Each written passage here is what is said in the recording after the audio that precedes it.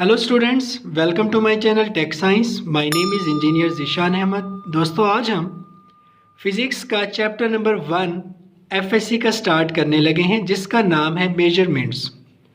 Measurements को समझने से पहले तो हमें पता होना चाहिए कि साइंस का ओरिजिन कहाँ से हुआ।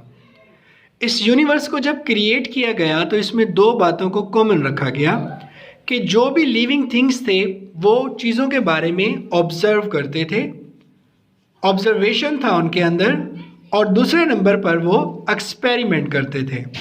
तो हमने कहा कि जब भी ऑब्जर्वेशन होगी और एक्सपेरिमेंटेशन होगी तो एक नॉलेज इससे निकल कर आएगा, जिस नॉलेज को हम कहते हैं नेचुरल फिलॉसफी, कुदरती फ़लसफ़ा। नेचुरल फिलॉसफी क्योंकि नेचर को स्टडी कर रहा था, तो नेचर के अंदर दो तरह की चीज़ें एग्जिस्ट करती हैं। पहले नंबर पर हमारे पास नेचर के अंदर जो चीज़ है वो लिविंग थिंग है, दूसरे नंबर पर नॉन लिविंग थिंग है। हम इन दोनों चीज़ों के बारे में ऑब्जर्व भी कर रहे थे और एक्सपेरिमेंट भी कर रहे थे। तो हमने कहा कि ऐसा नॉलेज जो कि ऑब्जर्वेशन और एक्सपेरिमेंटेशन से ड्राइव होता है, आप उसको साइंस कहते हो। साइंस का वर्ड एक लैटिन वर्ड से निकला है जिसका मतलब है साइंटिया। साइंटिया मीन्स चीज़ों के बारे में ऑब्जर्व करना और एक्सपेरिमेंट करना। तो नेचुरल फिलॉसफी में से हमारे पास जो वर्ड निकल के आया, हमने उसको साइंस कहा। नेचर के अंदर दो तरह की चीज़ें हमारे पास एग्जिस्ट करती हैं। जो फर्स्ट थिंग है हम उसको लिविंग थिंग कहते हैं, और जो सेकंड थिंग है हम उसको नॉन लिविंग थिंग कहते हैं। तो जो साइंस लिविंग थिंग के साथ रिलेटेड थी, हमने उसको नाम दे दिया इट इज़ बायोलॉजिकल साइंस। ये हमारे पास बायोलॉजिकल साइंस बन गई। और जो दूसरे नंबर पर हमारे पास नॉन लिविंग थिंग थी, हमने उसको कहा कि ये हमारे पास फिजिकल साइंस बन गई। अब देखिए, नेचर के अंदर ये दो चीज़ें तो हमारे पास मौजूद थी, लेकिन बेटा हमारे पास इंसान के अंदर ऑब्जर्वेशन और एक्सपेरिमेंटेशन करने के लिए जो एबिलिटी थी वो जारी रही। इंसान चीज़ों के बारे में ऑब्जर्व भी करता रहा और एक्सपेरिमेंट भी करता रहा। तो फिज़िकल साइंस से एक ब्रांच निकल कर आई जिसको हमने फिज़िक्स का नेम दिया। हमने उसको कहा इट इज़ फिज़िक्स।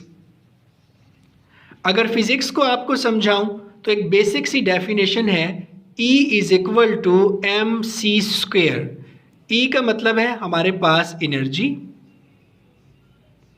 M का मतलब है हमारे पास मैस, और इक्वलिटी का मतलब है हमारे पास रिलेशनशिप।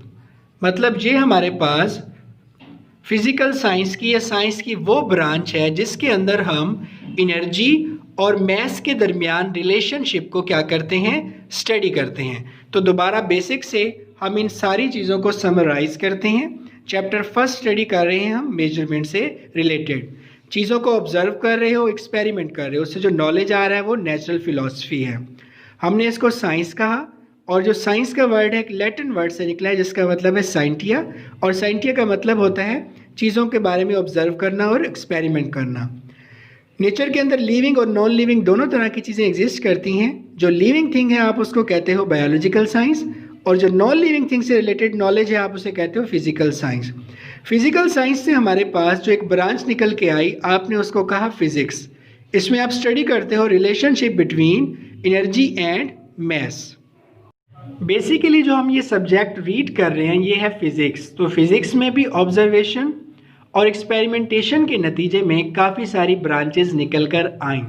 लेकिन पहले हमें ये पता होना चाहिए कि फ़िज़िक्स के फ्रंटियर्स क्या हैं, फ़िज़िक्स किन चीज़ों को बेसिकली स्टडी करता है। तो फिज़िक्स के मोटे मोटे तौर पे 3 फ्रंटियर्स हैं। जो पहला फ्रंटियर है, फिज़िक्स स्टडी करता है objects of very large size. दूसरे नंबर पर वो स्टडी करता है ऑब्जेक्ट्स ऑफ मीडियम साइज, और तीसरे नंबर पर ऑब्जेक्ट्स ऑफ स्मॉल साइज। तो फिजिक्स के कितने फ्रंटियर्स हुए? 3, लार्ज, मीडियम एंड स्मॉल। जब हम लार्ज के बारे में बात करते हैं तो सबसे बड़ी चीज़ जो माइंड में आती है वो है हमारी यूनिवर्स। जब मीडियम के बारे में बात करते हैं तो यूनिवर्स के अंदर हमारी अर्थ मौजूद है, और स्मॉल चीज़ के बारे में बात करें तो इलेक्ट्रॉन, प्रोटॉन वगैरह, सब एटॉमिक पार्टिकल्स जितने भी हैं। फिजिक्स के जी हमारे पास 3 फ्रंटियर्स हैं, large, medium and small. Branches के हवाले से फिजिक्स को भी हमने काफ़ी सारी ब्रांचेस के अंदर डिवाइड किया हुआ है, जिसमें से हम सिर्फ वही डिस्कस करेंगे जो हमारे इस चैप्टर का पार्ट है। पहले नंबर पर हमारे पास जो फिजिक्स की ब्रांच है वो है mechanics. Mechanics is the branch of physics in which you study motion with its causes. Motion के साथ आप उसके काजेस को स्टडी करते हो और उसके इफेक्ट्स को भी आप क्या करते हो, स्टडी करते हो। तो मोशन, उसके काजेस और जब उसके इफेक्ट्स को आप स्टडी करें तो आप इसे मैकेनिक्स कहते हैं। मैकेनिक्स के बाद जो दूसरे नंबर पर हमारे पास फिजिक्स की ब्रांच है वो है रिलेटिविस्टिक मैकेनिक्स। अब स्टूडेंट, एक क्वेश्चन माइंड में आता है कि क्या डिफरेंस हो सकता है हमारे पास मैकेनिक्स के दरमियान और रिलेटिविस्टिक मैकेनिक्स के दरमियान। रिलेटिविस्टिक मैकेनिक्स में अगर मैं सिंपल 2 वर्ड्स लिखूं तो हम चीज़ों की मोशन को स्टडी करते हैं काजेज और इफेक्ट्स के साथ, लेकिन उनकी जो स्पीड है वो स्पीड ऑफ लाइट को अप्रोच करती है। मतलब जो ऑब्जेक्ट्स हैं वो मूव कर रहे होते हैं वेरी हाई स्पीड के साथ, जो कि स्पीड ऑफ लाइट के साथ अप्रोक्सीमेट है। तो हम उसे क्या कहेंगे, रिलेटिविस्टिक मैकेनिक्स। स्टूडेंट, जब भी कोई ऑब्जेक्ट रिलेटिविस्टिक मैकेनिक्स के साथ मूव करता है तो उसमें 3 तरह के फिनोमिनास होते हैं, जिसमें हमारे पास लेंथ कॉन्ट्रैक्शन, मैस वेरिएशन और टाइम डायलेशन है, जिसको हम डान ऑफ मॉडर्न फिजिक्स में सेकेंड ईयर के अंदर डिटेल से स्टडी करेंगे। रिलेटिविस्टिक मैकेनिक्स के बाद जो दूसरी ब्रांच हमारे पास आती है वो है न्यूक्लियर फिजिक्स। न्यूक्लियर फिजिक्स में हम फिजिक्स का रिलेशन न्यूक्लियस के साथ स्टडी करते हैं। मतलब अगर एक पार्टिकल है, हमने उसके न्यूक्लियस को स्टडी करना है, न्यूक्लियस से निकलने वाली रेडिएशंस को हमने स्टडी करना है और इसका यूज़ हमने एनर्जी के अंदर इस्तेमाल करना है कि किस तरीके से हम इसको एनर्जी के ट्रांसफॉर्मेशन के अंदर या एनर्जी की प्रोडक्शन के अंदर हम इसको यूज़ कर सकते हैं। तो मैकेनिक्स, रिलेटिविस्टिक मैकेनिक्स और न्यूक्लियर फिजिक्स के बाद जो हमारे पास दूसरी चीज़ आती है वो आती है पार्टिकल फिजिक्स। अब हमारे पास एक मैटर है, वो कंसिस्ट करता है एटम्स के ऊपर, और जो एटम्स हैं वो मिलकर बने हैं इलेक्ट्रॉन्स, प्रोटॉन्स, न्यूट्रॉन्स वगैरह। मोर देन 100 सब एटॉमिक पार्टिकल्स डिस्कवर हो चुके हैं। जब हम इन सब अल्टीमेट पार्टिकल्स को स्टडी करते हैं तो इन सब अल्टीमेट पार्टिकल्स की जो स्टडी है आप उसको पार्टिकल फिजिक्स कहते हो। तो study of ultimate particles is called particle physics. अब देखिए, इन सारी बातों के बाद हमारे पास एक ऑब्जेक्टिव आ जाती है जो कि है science is potent source. Science कैसा सोर्स है, पोटेंट सोर्स है। आपने पोटेंट को क्या कर लेना है, अंडरलाइन कर लेना है। Science is potent source for change of Mankind. Mankind के चेंज के लिए जो साइंस है वो कैसा सोर्स है, पोटेंट सोर्स है। तो science is potent source for change of Mankind. उसके बाद हमारे पास कुछ ऑब्जेक्टिव्स आ जाती हैं, जिसमें फर्स्ट ऑफ ऑल है कि जो कंप्यूटर नेटवर्क्स हैं वो कैसे बनते हैं। हमारे पास जो कंप्यूटर नेटवर्क्स हैं हम उनको बनाते हैं किस चीज़ के साथ, सिलिकॉन के साथ, ठीक है। और सिलिकॉन के क्या होते हैं, हमारे पास चिप्स होते हैं। और सिलिकॉन के जो चिप्स हैं, ठीक है, ये किस चीज़ से बनते हैं, सिलिकॉन से बनते हैं। और सिलिकॉन को कहाँ से निकालते हैं हम, सैंड से निकालते हैं।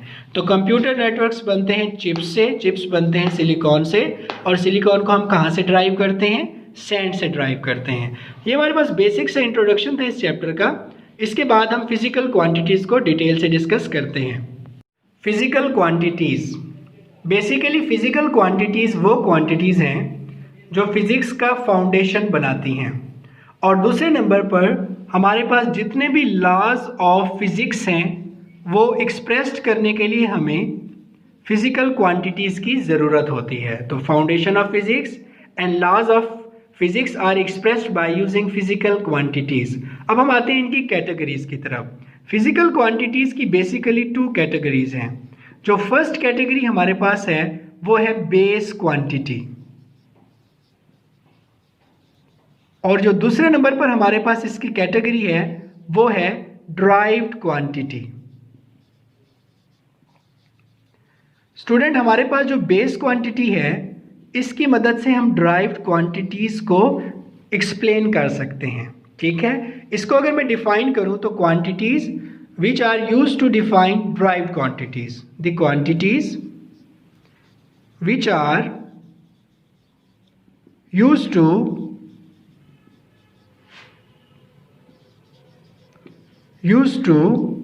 define derived quantities are called base quantities। Basically जो हमारे पास जितनी भी बेस क्वांटिटीज़ हैं ये 7 होती हैं, तो आपने नंबर याद रखना है। बेस क्वांटिटीज़ हमारे पास 7 होती हैं और ये यूज़ होती हैं ड्राइव्ड क्वांटिटीज़ को डिफ़ाइन करने के लिए।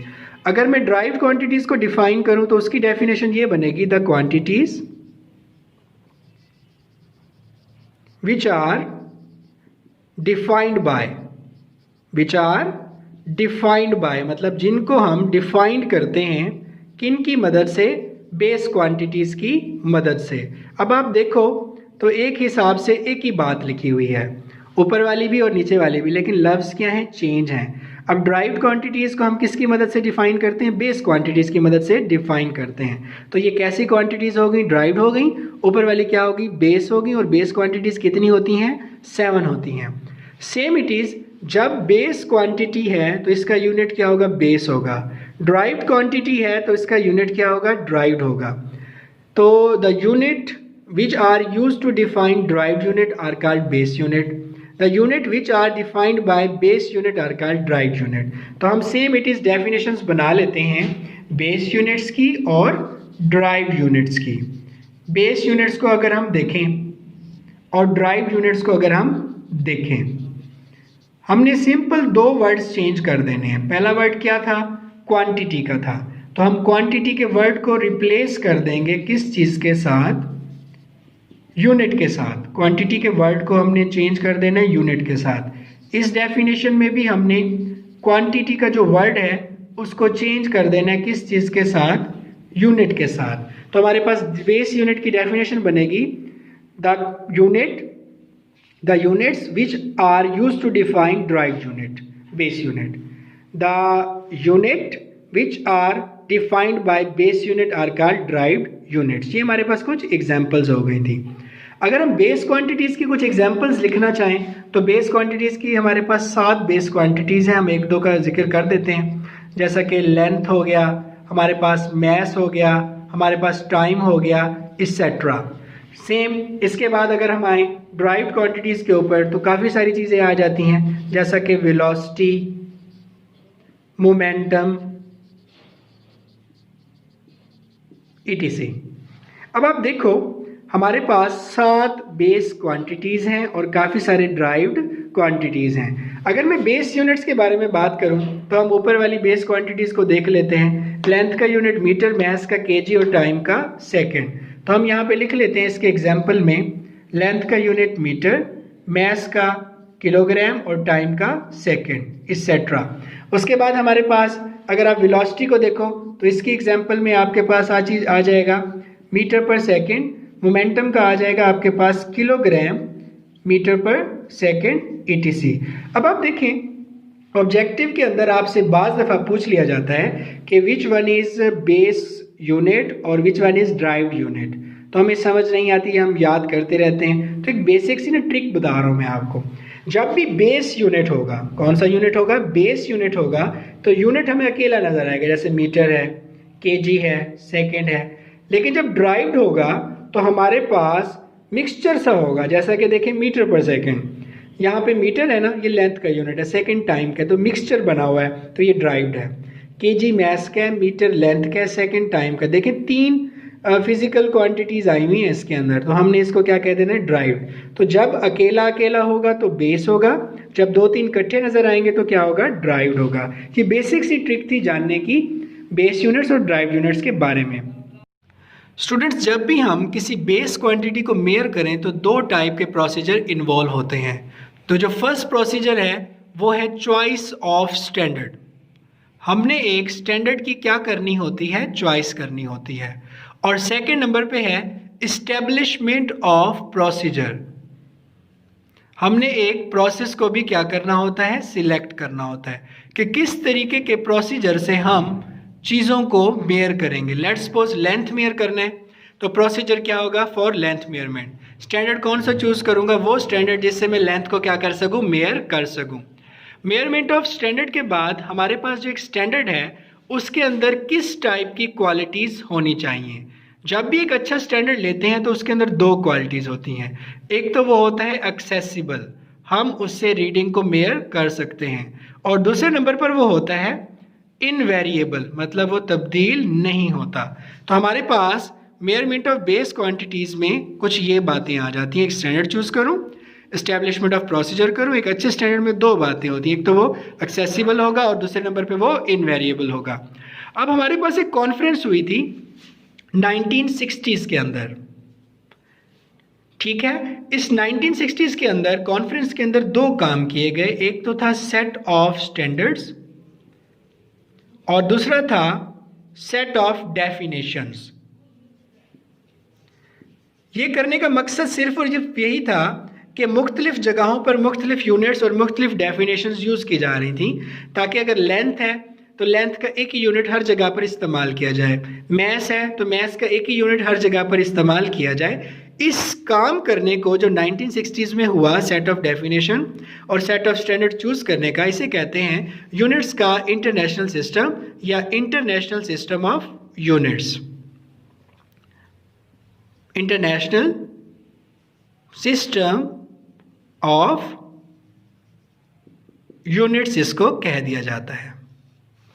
दो काम इसमें हमने किए, सेट ऑफ स्टैंडर्ड्स और डेफिनेशन को हमने डिसाइड किया। लेकिन 1960s के अंदर जब सेट ऑफ स्टैंडर्ड्स और डेफिनेशन डिसाइड किए जा रहे थे तो प्रॉब्लम जाके जहाँ पे पेश आया उस जगह को हमने कहा सप्लीमेंट्री यूनिट्स। सप्लीमेंट्री यूनिट्स कुछ ऐसे यूनिट्स होते हैं जो कि ना ही बेस की डेफिनेशन में आते हैं ना ही ड्राइव्ड की डेफिनेशन में आते हैं। तो इसी बात को अगर मैं इंग्लिश में लिखूं तो इसकी जो डेफिनेशन बन जाएगी वो ये बनेगी, the units which do not comes in the definition of base and derived units. जो बेस और ड्राइव्ड यूनिट्स की डेफिनेशन में नहीं आते, आप उसको क्या कहते हैं, सप्लीमेंट्री यूनिट्स कहते हैं। सप्लीमेंट्री यूनिट्स कितने होते हैं, दो होते हैं। सप्लीमेंट्री यूनिट्स दो होते हैं। फर्स्ट ऑफ ऑल जो है वो है हमारे पास रेडियन, और जो दूसरे नंबर पे हमारे पास है वो है हमारे पास स्टीरेडियन। कुछ ऑब्जेक्टिव की बातों को भी हम साथ साथ डिस्कस करते चलते हैं। रेडियन हमारे पास एक प्लेन एंगल है, ये सर्कल के ऊपर बनता है, ये 2D है। सेम इट इज स्टीरेडियन जो है हमारे पास, ये सॉलिड एंगल है, ये स्फीयर के ऊपर बनता है, ये 3D है। इसको रिप्रेजेंट करते हो RAD के साथ, इसको रिप्रेजेंट करते हो आप SR के साथ। ये तो कुछ ऑब्जेक्टिव की बातें थी, आपके माइंड में होनी चाहिए।